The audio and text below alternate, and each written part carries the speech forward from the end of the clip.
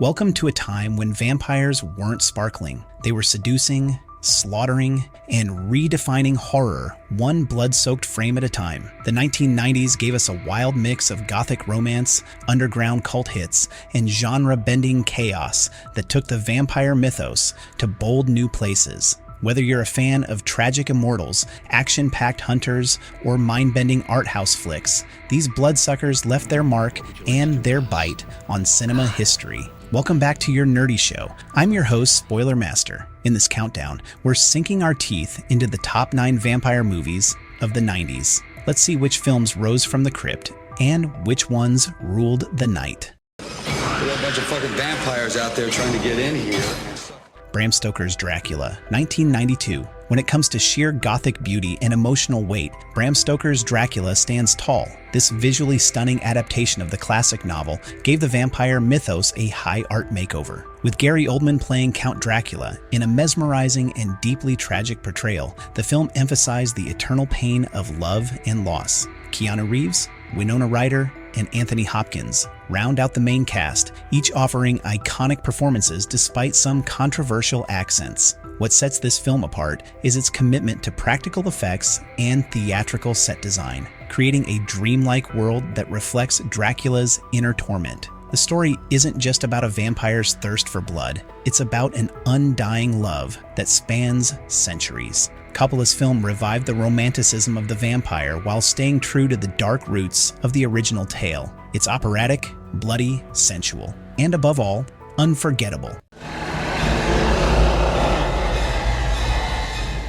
Interview with the Vampire, 1994. Based on Anne Rice's best-selling novel, Interview with the Vampire brought gothic horror into the mainstream. Featuring Tom Cruise as the flamboyant and cruel vampire Lestat and Brad Pitt as the melancholic Louis, the film digs deep into existential dread, immortality, and the loneliness of being undead. Kirsten Dunst's performance as Claudia, the eternally young vampire child, remains one of the most haunting and tragic roles in horror cinema. This film dared to ask questions most vampire films ignored. What does it really mean to live forever? What happens when moral guilt never fades and the thrill of feeding becomes a burden? The lush cinematography, period settings, and powerful score immerse viewers in a centuries-long saga of love, betrayal, and bloodlust. It wasn't just a hit, it was a cultural moment that redefined the modern vampire for the 90s. You like dying? You condemn me to hell! From Dusk Till Dawn, 1996, no one saw it coming. What began as a gritty crime thriller featuring George Clooney and Quentin Tarantino as two fugitive brothers suddenly turned into a wild vampire bloodbath halfway through. From Dusk Till Dawn is the very definition of genre mashup, and it works brilliantly. The first act plays like a Tarantino-esque heist flick, and the second act explodes into a full-on vampire siege in a Mexican biker bar called the Titty Twister. Salma Hayek's unforgettable turn as the seductive vampire queen Sananico Pandemonium is now the stuff of legend. Rodriguez doesn't hold back on the gore, the camp, or the chaos, delivering one of the most unexpectedly entertaining vampire films ever made. It's not about subtlety, it's about guns, guts, and grindhouse glory. The film's cult following speaks volumes about its impact on vampire pop culture. Vampires. Like what? Like me. Blade, 1998. Before The Matrix and before the Marvel Cinematic Universe exploded, Blade laid the groundwork for action-packed comic book adaptations. Wesley Snipes brought charisma, martial arts, and pure cool to the role of Blade, a half-human, half-vampire hunter. The film fused urban style with a techno soundtrack and stylized violence, turning the genre on its head. What made Blade revolutionary wasn't just its action, it was its world building. The vampires in Blade operate as a secret elite class, controlling the world from the shadows. Stephen Dorff's Deacon Frost is a new breed of villain, a rebellious younger vampire who wants to destroy the old guard and rule the world. The film created an entire vampire mythos with blood gods, ancient scripts, and a brutal power hierarchy. Blade himself became a symbol of strength and defiance, fighting against the very darkness he's part of. Naja, 1994. Among the more experimental vampire films of the decade, Naja is an atmospheric indie gem that reimagines Dracula's lineage in a postmodern New York City. Shot in black and white with grainy digital video and handheld cinematography, the film follows Naja, the daughter of Dracula, as she navigates her grief, estrangement, and seduction in a bleak urban world. With Peter Fonda playing a modern-day Van Helsing and Martin Donovan as a descendant of Jonathan Harker, Naja becomes a moody, surreal reflection on loss and immortality. It doesn't rely on jump scares or excessive gore. Instead, it drifts through emotions, memories, and a lingering sense of loneliness. Its dreamlike aesthetic and minimalist dialogue make it feel like an art house fever dream. It's one of the most overlooked vampire films of the 90s, but one that deserves recognition for pushing the genre into new, cerebral territory.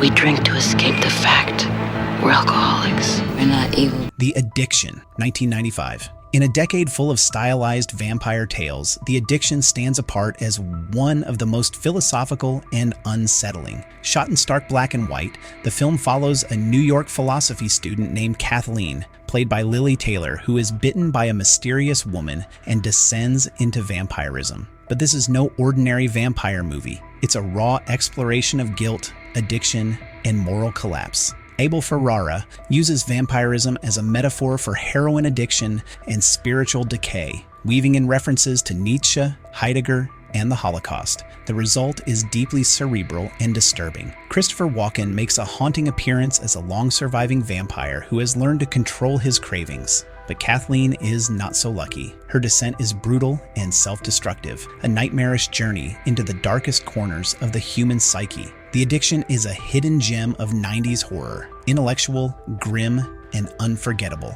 Vampire's Kiss, 1990. Though technically filmed in the late 80s, Vampire's Kiss saw wider recognition in the early 90s and quickly became a cult classic thanks to Nicolas Cage's outrageously unhinged performance. Cage plays Peter Lowe, a New York literary agent who believes he's turning into a vampire after a surreal encounter with a mysterious woman. What follows is a descent into madness, complete with alphabet-screaming meltdowns, bug-eating, and bizarre monologues. But behind the meme-worthy moments lies a surprisingly dark, psychological horror film. Vampire's Kiss examines isolation, toxic masculinity, and mental illness through a satirical and nightmarish lens. Is Peter really a vampire, or is he just losing his grip on reality? The ambiguity fuels the film's cult appeal. It's strange, uncomfortable, and totally unique. Cage's performance is infamous, and essential viewing for anyone exploring the wild side of 90s horror. Was the one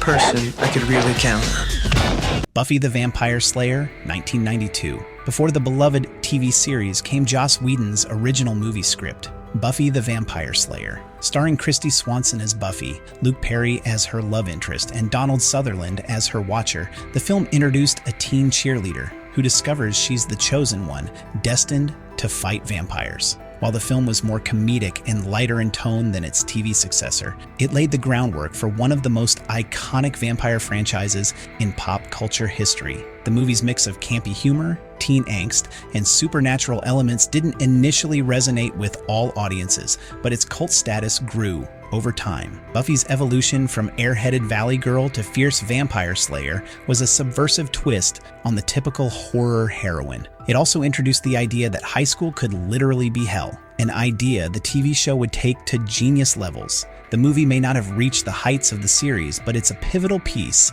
in the vampire cinema canon. John Carpenter's Vampires, 1998. John Carpenter brought his trademark grit and cynicism to the vampire genre with Vampires, a modern Western horror hybrid that delivered pure macho bloodshed. James Woods stars as Jack Crow, the grizzled leader of a Vatican-funded vampire hunting squad. When his team is slaughtered by a powerful master vampire named Valak, Crow sets out on a brutal revenge mission across the New Mexico desert. Vampires strips the genre down to its rawest components. Gone is the elegance. This is about wood stakes, sunburns, shotguns, and sheer brutality. Carpenter's direction emphasizes tension, violence, and masculine swagger, creating a vampire film with a distinctive blue-collar sensibility. Valak, played by Thomas Ian Griffith, is one of the most physically imposing vampires of the 90s. and the action scenes hit with satisfying force. The film's desert setting, grungy soundtrack, and nihilistic tone give it a personality that still holds up decades later. Mr. Vampire has a telepathic link with his victims. Our nerdy thoughts. And that wraps up our countdown of the top 9 vampire movies from the 90s, an era where blood, style, and storytelling collided in unforgettable ways. From art house horror to action-packed carnage, these films prove that the vampire legend isn't just alive, it's immortal. If you enjoyed this 2-part dive into 90s horror, be sure to like, comment, and subscribe for more genre deep dives just like this. And hey, what vampire decade should we explore next? 80s? 2000s? Drop your pick in the comments. We're listening.